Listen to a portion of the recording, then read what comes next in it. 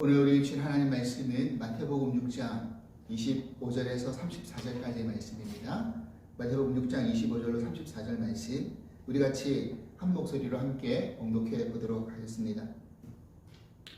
그러므로 내가 너희에게 이르노니 목숨을 위하여 무엇을 먹을까 무엇을 마실까 몸을 위하여 무엇을 입을까 염려하지 말라. 목숨이 음식보다 중하지 아니하며 몸이 의복보다 중하지 아니하냐.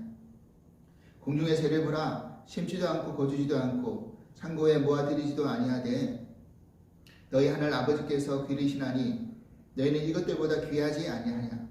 너희 중에 누가 염려함으로 그 키를 한 자라도 더할 수 있겠느냐.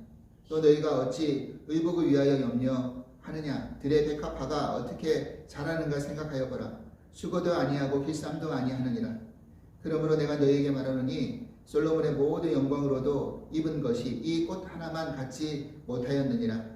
오늘 있다가 내일 아궁이에 던져진 들풀도 하나님이 이렇게 입히시거든. 하물며 너희일까 보냐. 믿음이 작은 자들아. 그러므로 염려하여 이르기를 무엇을 먹을까 무엇을 마실까 무엇을 입을까 하지 말라. 이는 다 이방인들이 구하는 것이다. 너희 하늘 아버지께서 이 모든 것이 너희에게 있어야 할 줄을 아시느니라. 그런즉 너희는 먼저 그의 나라와 그의 의를 구하라. 그리하면 이 모든 것을 너희에게 더하시리라.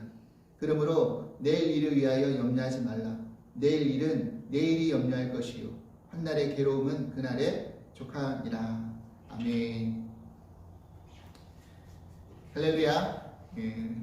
오늘은 우리가 버려야 할 마음 두 번째 시간으로 근심이라는 말씀의 제목으로 함께 은혜를 나누고 싶습니다. 여러분, 우리가 신문을 우리가 읽다 보면 그 신문 안에는 짧은 만화 카툰이 연재되어 있는 것을 알 수가 있습니다. 그래서 예전에 고우영이라는 분은 삼국지라는 그 만화를 연재해가지고 굉장히 유명했던 적이 있었죠. 제가 학교 다닐 때 한때 유행했던 그 만화 카툰이 하나 있었습니다. 그게 뭐였냐면 광수생각이라는 그런 만화였는데 그 당시에는 꽤 신선한 그런 내용이었습니다.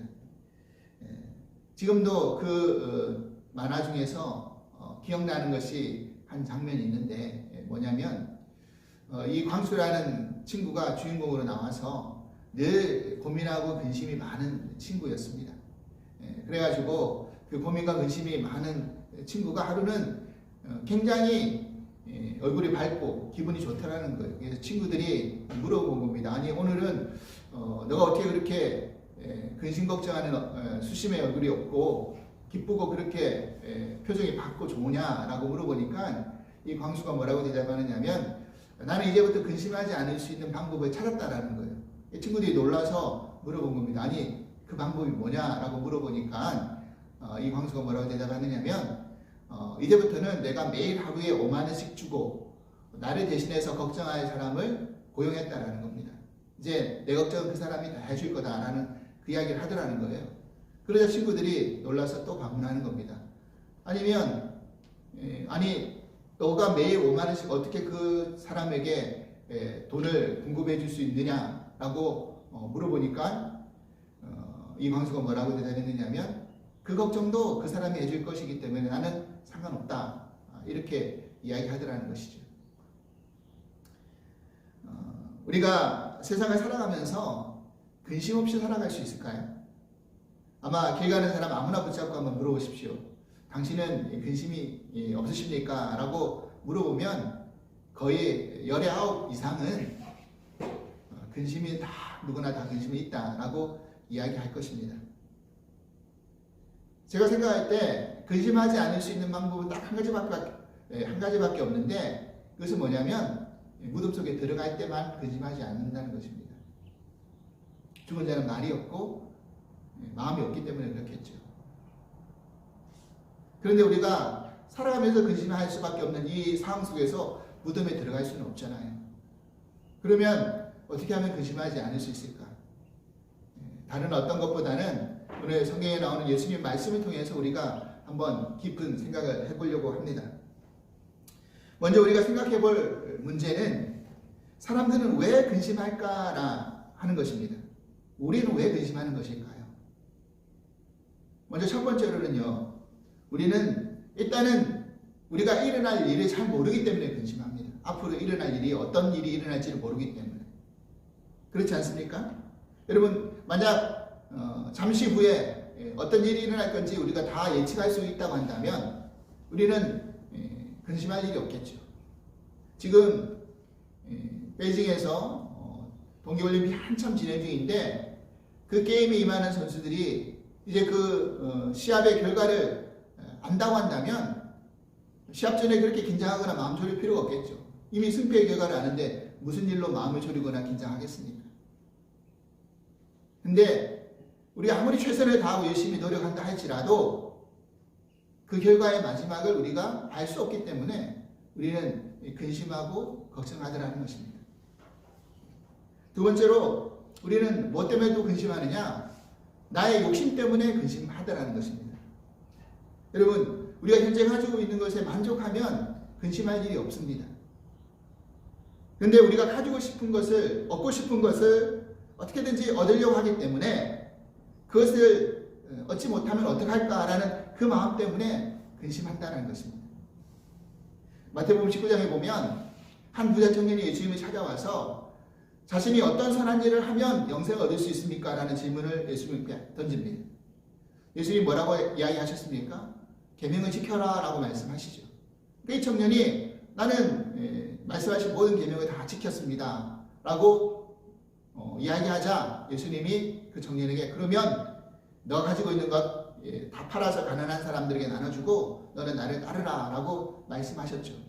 그러자 청년이 재물이 많은 거로 근심하여 돌아갔더라 라고 성경에는 기록하고 있습니다.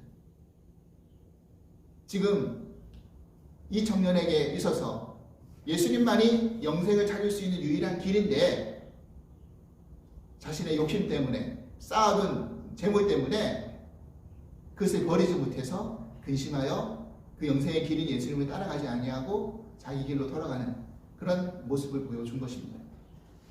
여러분, 그렇지 않습니까? 우리가 쌓아놓은 것을 잃어버릴까 봐 근심합니다. 그리고 쌓아놓은 것이 없는 사람은 남보다 좀 더 쌓아두고 싶은데 그렇지 못하기 때문에 근심하더라는 것입니다. 마지막으로 우리가 왜 근심하느냐? 가만히 생각해 보면 교만하기 때문에 근심하더라는 것입니다. 사람들은요, 자신이 모든 것을 컨트롤하기를 사실은 다 바랍니다. 직장의 문제도, 자녀의 문제도, 또 사업의 문제도, 인간관계의 문제도, 기타 등등 다 그렇습니다. 하지만 우리가 점점 나이가 들어가면 들어갈수록 깨달아지는 건 뭐냐면 인생이 내 뜻대로 되는 것만 아니다. 이것을 깨닫습니다. 만약 그것을 조금만 더 일찍 깨달았다고 한다면 내가 내 인생의 주인 되려고 하는 그 교만을 벌써 내려놓았겠죠. 여러분, 내 인생의 진정한 왕이 누구이신지를 깨닫지 못하기 때문에 내가 왕노릇 하려다가 죄 짓는 인생이 되고 그로 말미암아 근심할 일들만 쌓여가더라는 것입니다.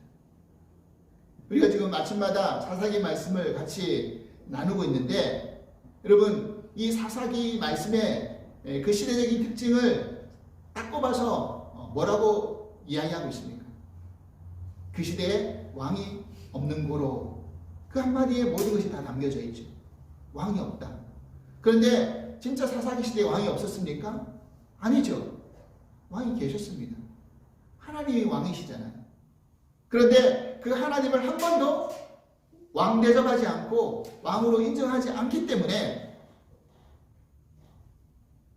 자기가 왕이 되려고 하기 때문에 자기 소견에 옳은 대로 행동하다가 죄짓고 하나님과 멀어지는 그런 삶을 선택하며 이스라엘 백성들이 살아가지 않습니까? 이렇게 우리는 우리의 잘 모르는 무지 때문에 또 욕심 때문에 교만 때문에 근심을 하게 되는데 이것이 믿지 않는 사람들에게만 해당되는 이야기가 아니기 때문에 어쩌면 더 큰 문제가 있다는 사실입니다. 오늘 본문은 예수님의 산상수훈에 있는 말씀 가운데 하나이면서도 너무나 우리가 잘 알고 있고 유명한 말씀이기도 합니다. 예수님은 본문에서 믿지 않는 이방인들에게 이 말씀을 하고 있는 게 아니죠. 바로 하나님 믿고 있는 유대인들, 우리들에게 지금 이 말씀을 하고 있는 것입니다. 그럼 25절 말씀을 보십시오. 그러므로 내가 너에게 이르노니 목숨을 위하여 무엇을 먹을까? 무엇을 마실까? 몸을 위하여 무엇을 입을까? 염려하지 말라. 목숨이 음식보다 중하지 아니하며 몸이 의복보다 중하지 아니하냐. 여러분, 이 말씀에서 지적하는 것처럼 사람들이 하는 많은 그림 중에 하나가 뭐냐면 먹고 마시고 사는 문제, 먹고 사는 문제입니다. 물론 먹고 사는 문제가 너무나 중요하죠. 기본의 의식적 문제가 해결되지 않으면 인간이 제대로 살아갈 수 없기 때문에 그렇죠. 그런데 단순히 먹고 사는 것보다 무엇을 먹을까, 무엇을 마실까, 무엇을 입을까 때문에 근심하는 게 문제라는 것입니다. 그렇기 때문에 우리는 통장에 잔고도 넉넉히 있어야 되고 필요할 때 언제라도 쓸 수 있는 그런 자금도 있어야 되고 그것을 위해서 열심히 벌기도 하지만 벌어놓은 것을 우리가 결코 만족하지 않더라는 것입니다. 그리고 항상 근심하고 염려한다는 겁니다. 한 억만장자가 기자들하고 만나서 대담하는 가운데 기자가 마지막에 이런 질문을 던집니다. 당신은 얼마나 더 가지면 현재의 삶에 만족하시겠습니까? 라는 질문을 던졌죠. 그러니까 그 억만장자가 뭐라고 대답했냐면 지금 가지고 있는 것보다 조금만 더 가지면 내가 만족하겠습니다. 여러분, 이 말은 아무리 많이 가져도 인간은 만족할 수 없다라는, 만족할 수 없는 존재라는 것을 반증하는 것이죠. 먹고 마시는 문제. 얼마 전에 그 동부에 살고 있는 한 청년을 만나서 서로 이야기했던 적이 있습니다. 근데 그 청년이 그런 이야기를 하더라고요. 이 친구가 지금은 좋은 직장에 취직을 해가지고 연봉도 꽤 많이 받고 그래서 한 번은 늘 돈을 아낀다고 뭐 사실은 예전에 돈이 없을 때는 그 라면 하나 사가지고 그거 아껴 먹으려고 라면 하나를 다 끓이지 않고 반 쪼개서 끓여 먹고 이랬다는 적도 있었다라고 이야기를 하더라고요. 그런데 이제 연봉도 많아지니까 한 번은 자기에게 이렇게 질문이 되더라는 것입니다. 아, 오늘 하루는 정말 내가 나에게 줄 수 있는 최고의 그런 어떤 칭찬으로 좋은 식당 가서 한번 먹고 싶다. 그래가지고 좋은 스시집에 가가지고 한 끼 식사를 이렇게 먹었는데 그 한 끼 식사가 한 500불이 넘는 비용을 지불했다는 거죠. 한 끼에. 그것을 먹고 나서 사실은 그런 이야기를 하더라고요. 다른 데서 먹었던 스시와는 정말 차원이 다르더라. 입에 들어가니까 정말 살도 높더라. 그렇겠죠. 그렇지 않고서 그 음식값에 그렇게 차이가 날 수는 없겠죠. 좋은 레스토랑, 좋은 셰프, 좋은 그런 음식 요리를 먹으면 그만큼의 돈을 지불해야 되는 것은 맞습니다. 근데 그것을 만족합니까? 그렇지 않다는 것이죠. 여러분, 무엇을 마시느냐에 따라서 우리는 자신의 퀄리티가 달라지는 것처럼 느껴지기도 합니다. 여러분, 저는 와인을 마시진 않지만 와인을 좋아하시는 분은요, 천차만별 아닙니까? 와인도 싸구려 10불 내외짜리 와인도 있겠지만 몇천 불, 몇만 불 하는 와인도 있습니다. 저는 그 와인이 얼마나 다를까 와인 감별사가 아니기 때문에 모르겠지만 또 와인을 즐겨하시는 분들은 맛의 차이가 확 다르다고 이야기합니다. 무엇을 입을까? 여러분, 많은 사람들은 사실 명품을 입고 싶어 하죠. 얼마 전에 그 한국의 한 그 유튜브 연예인이 그 자신이 입고 있는 그 옷을 명품으로 치장해가지고 홍보하다가 그게 짝퉁인 게 들통이 나가지고 큰 망신을 당한 적이 있었죠. 근데 왜 자신은 그게 분명히 짝퉁인 걸 알면서도 명품인 것처럼 그렇게 홍보하고 과장했을까요? 그것이 자신의 어떤 퀄리티를 드러낸다고 생각하고 있었기 때문 아니겠습니까? 나는 이만큼을 입을 수 있는 사람이야. 여러분, 그래서 중요한 것은 무엇을 먹느냐, 무엇을 마시느냐, 무엇을 입느냐 하는 문제보다 본질적인 생명, 몸이 사실은 더 중요하다는 것을 우리가 깨달아야 된다는 것입니다. 사람들은 이 본질적인 문제보다 부수적인 것 때문에 근심하고 걱정할 때가 더 많다라는 거죠. 하나님께서 우리에게 생명을 주시고 살아갈 수 있는 그렇게 건강한 몸을 주셨다면 그렇게 살아낼 수 있도록 하나님이 책임져 주시는 것이 당연하다는 것을 우리에게 말씀해 주고 있는 것입니다. 저는 미국에 처음 이민을 왔을 때 사실은 막막했습니다. 당장 뭐 일자리가 있는 것도 아니고 뭐 담임자로 청빙돼서 미국에 온 것도 아니고 그러면 저 혼자 온 것도 아니고 한 가정을 이끌고 왔기 때문에 과연 내가 미국 가서 얼마나 잘 버텨나갈 수 있을까? 물론 한국에서 벌어놓은 돈이 있었기 때문에 한 1년 정도는 버틸 수 있겠지만 그게 계속해서 일자리도 없고 사회갈 수 있는 그런 것도 없으면 어떻게 할까? 그런 막막함이 있었습니다. 무엇을 먹을지, 어떻게 먹고 살아야 될지 왜 걱정이 없었겠습니까? 그런데 지난 11년 이상의 이민 생활을 돌이켜보면 정말 풍족하지는 않았지만 부족하지 않게 채워주시는 하나님의 은혜가 있었다는 것을 고백하지 않을 수가 없습니다. 감사한 일이죠. 여러분, 이스라엘 백성들이 출애굽을 할 당시에 장정만 60만 명이라고 이야기를 했습니다. 남녀노소를 다 합치면 아마도 적게 적어도 200만 명이 넘었으리라라고 학자들은 추정을 하고 있습니다. 그런데 그 많은 사람들이 출애굽을 해서 광야에 40년을 살아가면서 먹을 것이 없어서 마실 물이 없어서 죽지 않았다라는 것입니다. 심지어 옷과 신발도 헤어지지 않게 하나님이 다 공급해 주셨다라고 성경에는 말씀해 주고 있습니다. 하나님 때마다 만나와 메추라기를 내려주셨고 물이 없으면 반석에서 물이 쏟아지도록 그렇게 만들어 주셨습니다. 하지만 굶주려서 목말라서 죽은 사람들이 목말라서 죽은 게 아니라 오히려 하나님 말씀대로 살지 않고 믿음 없이 불순종하다가 죽은 사람들이 대부분이었습니다. 이스라엘 백성들은 하나님이 매일 주시는 은혜에 만족하지 못했던 것입니다. 그래서 애굽을 그리워하고 애굽에서 먹었던 음식을 그리워하고 심지어 몸에 좋은 정력에 좋은 음식도 그리워하고 그렇게 하나님 원망하다가 죽어나갔습니다. 오늘 예수님이 뭐라고 말씀하십니까? 26절 이하 말씀을 다시 한번 읽어보겠습니다.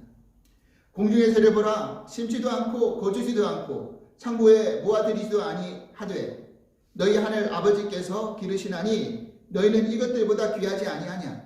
너희 중에 누가 염려함으로 그 길을 한 자라도 더할 수 있겠느냐?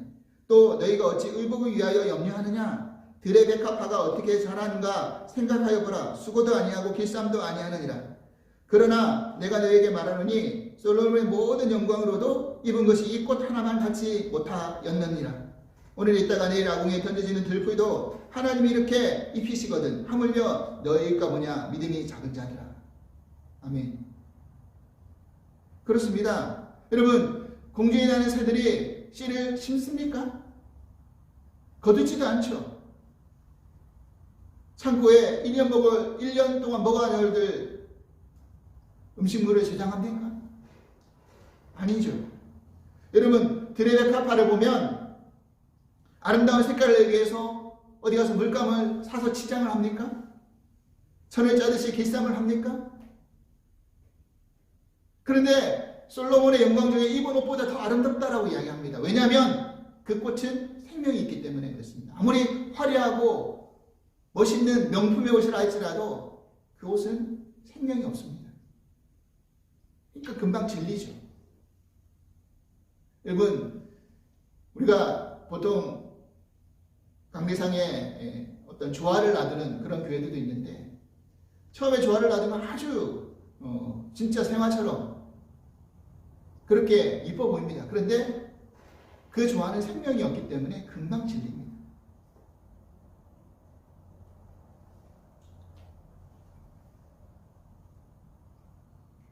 공중의 새들도 들의 꽃들도 하나님이 사실은 먹이고 입히신다는 것이죠. 그 새가 그 꽃이 염려합니까? 근심합니까?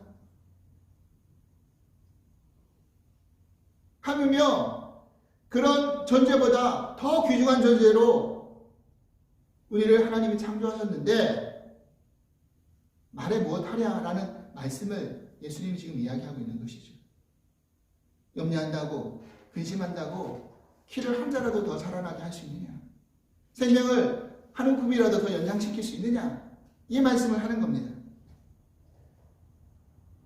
그래서 그 마음을 근심을 떨쳐내지 못하기 때문에 믿음이 작은 자들이라 라고 하나님이 예수님이 지금 회책하고 계시는 것이죠.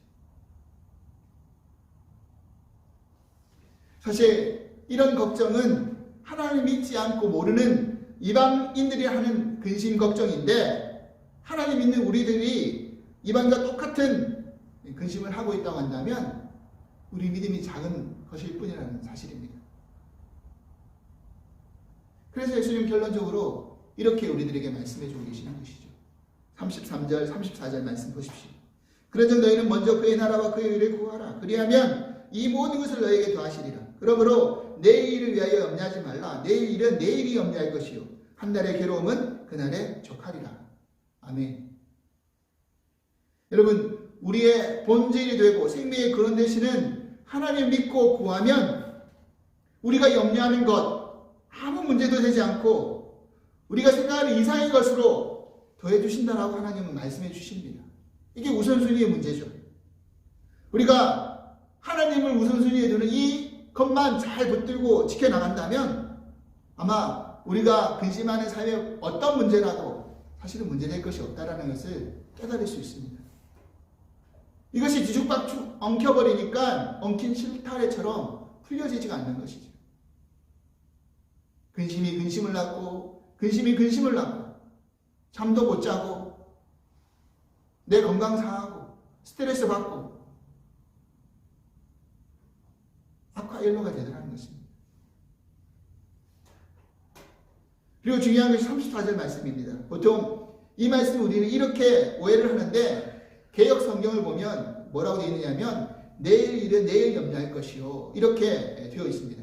그래서 이 말씀을 읽을 때 염려는 오늘만 해라. 왜냐하면 내일은 찾아오지 않았기 때문에 내일이 올 때 그때 염려도 늦지 않으니까 오늘 일만 염려해라. 이렇게 생각할 수도 있습니다. 그런데 사실은 오늘 우리가 읽은 이 개정의 말씀이 더 정확하게 옮겨놓은 것입니다. 원문을 오늘 개역 개정은 뭐라고 되어 있냐면 내일 일은 내일이 염려할 것이요 라고 되어 있습니다. 그러니까 이 염려의 주체가 우리가 아니라 내일이 염려한다라고 되어 있는 거잖아요. 그러니까 이대로 우리가 읽어보면 이게 무슨 말이야 라고 좀 의미를 정확하게 해석하기가 좀 어렵습니다. 내가 염려하는 게 아니라 내일이 어떻게 염려를 하지?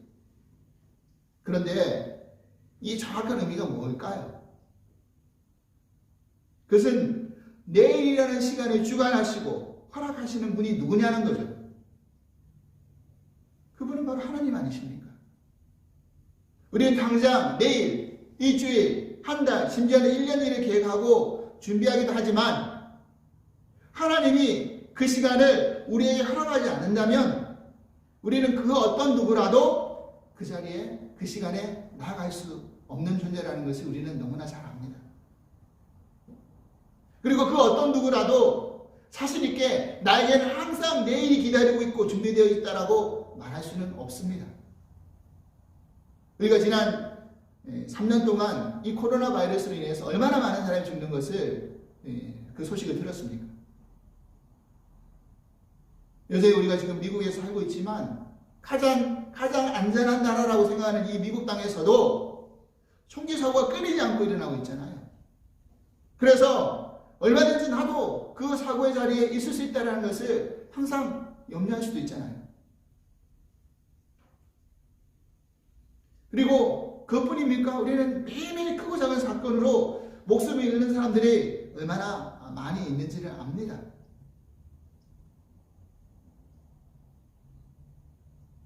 그렇습니다. 우리에게는 내일이라는 시간이 언제나 항상 대기하고 기다리고 있는 것이 아닙니다.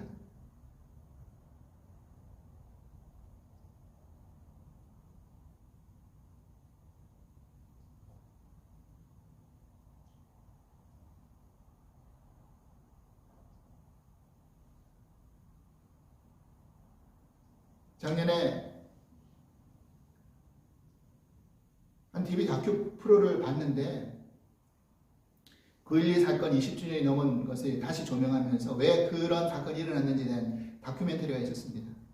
근데 그것을 보면서 가만히 생각해 봤습니다. 여러분, 그 모욕센터 빌딩에서 매일같이 출근하면서 근무하던 사람들이 어떻게 비행기가 그 건물을 들이닥쳐가지고 자신이 그 안에서 죽는다라고 생각할 수 있었겠습니까? 아무도 그런 생각하지 않았을 거예요. 오늘도 일상적으로 내가 출근해서 근무하는 그 자리에 앉아있다가 갑자기 창밖으로 비행기가 자기 사무실 향해 달려오는 걸 보면 얼마나 놀랐겠습니까?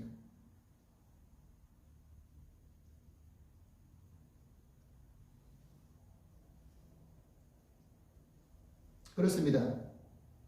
그래서 내일 일은 내일이 염려해야 된다. 시간의 주인 되신 하나님이 책임져 주실 문제이지 나의 영역 밖에 있는 것을 내가 염려한다라고 바뀔 일은 하나도 없다 라는 말씀입니다.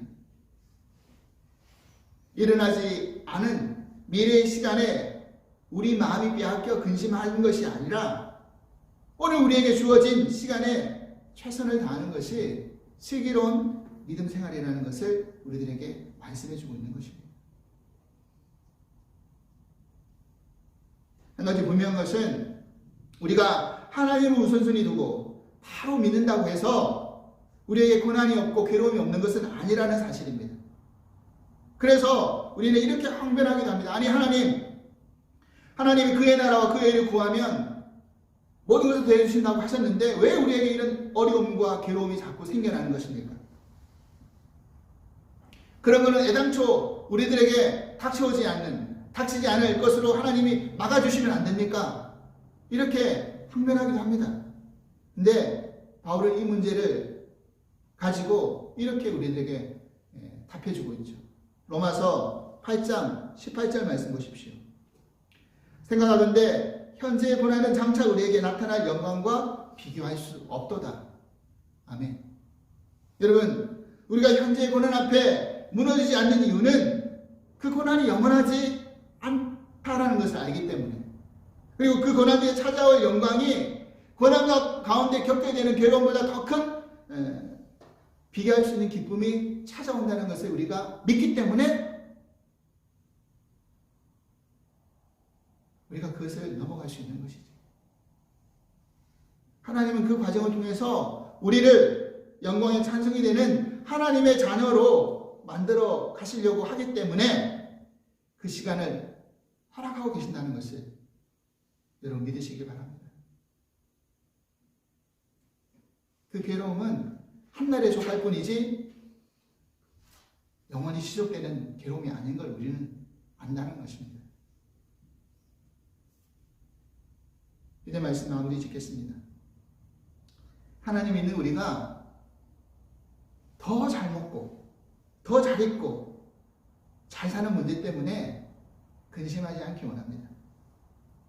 정작 근심할 것이 있다고 한다면 성경은 이런 근심을 해야 된다라고 우리들에게 가르쳐주고 있습니다.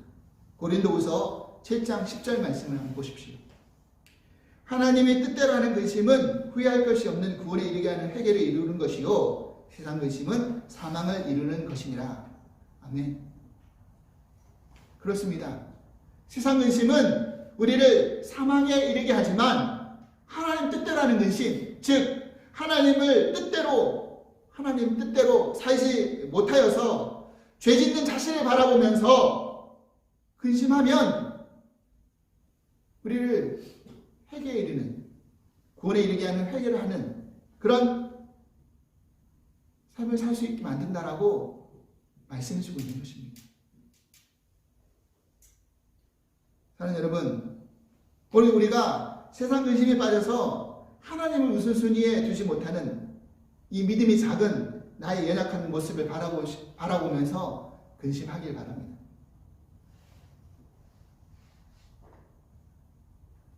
바울이 고백하잖아요. 오라 공고한 자라, 이 사망의 몸에서 누가 나를 건져내라. 바울의 고백은 예수 그리스도밖에 없다는 고백을 그 다음에 이어서 합니다. 차라리 그런 근심은 우리의 참된 회개로 인도하고 구원에 이르게 하는 하나님의 뜻대로 하는 근심이 될 줄 믿습니다. 오늘도 주신 말씀 붙들고 우리가 어떤 근심을 하며 살아갈지를 고민하면서 바른 선택의 길을 걸어갈 수 있는 그러한 믿음 생활을 할 수 있는 저와 여러분들이 될 수 있기를 주님 이름으로 간절히 축원합니다. 하나님 아버지 감사합니다. 우리는 여전히 삶에 일어나지 않은 일 때문에 근심하고 걱정합니다. 무엇을 먹을까, 마실까, 입을까, 먹고 사는 문제 때문에 걱정하고 근심합니다. 그런데 알고 보니까 지나간 날 돌이켜보니 하나님이 다 먹여주시고 입혀주시고 채워주신 것을 압니다. 물론 우리의 욕심만큼 더 넉넉하게 풍성하게 하나님이 채워주신 것을 허락하지 않았다고 생각할 수 있겠지만, 만약에 하나님이 우리들에게 그 내일의 시간을 허락하지 않았다고 한다면 아무리 좋은 것을 많은 것을 채웠다 한들 무슨 소용이 있겠습니까? 오늘 이 밤에 하나님이 부르신다고 한다면 그 부르심에 거역할 수 있는 사람들이 누가 있습니까? 하나님, 그러하오니 오늘 우리에게 주신 시간 앞에 우리가 겸손히 감사하며 최선을 다할 수 있는 그런 삶이 되게 하여 주시옵소서. 물론 때로는 그 삶 속에서 괴로움도 찾아오고 고민도 찾아오고 염려도 생깁니다. 고난도 생겨날 수 있습니다. 하지만 그 고난과 괴로움은 우리를 더 성장시키고자 하는 하나님의 인내의 시간인 것을 기억할 때 우리가 소망으로 그 인내를 감당하면서 하나님을 우리 삶의 우선순위 두는 것에 멀어지지 않게 하여 주시옵소서. 감사하며 예수 그리스도 이름으로 기도합나이다. 아멘.